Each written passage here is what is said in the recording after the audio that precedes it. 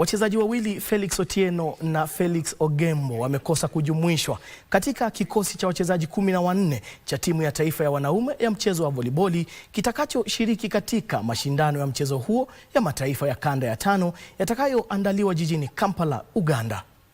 Wachezaji waliojumuishwa timuni ni Elfas Makuto, Simon Kipkoril, Dennis Eskon na Moses Kamau, Brian Meli na Kelvin Kipkoril, Steven Balak na Hudson Kipchumba wametajwa katika kitengo cha liberos. Aidha, Levis Ogutu na Brian Kimende pia wametajwa katika timu hiyo ambayo imekuwa ikifanya mazoezi jijini Nairobi kwa maandalizi ya mechi hizo.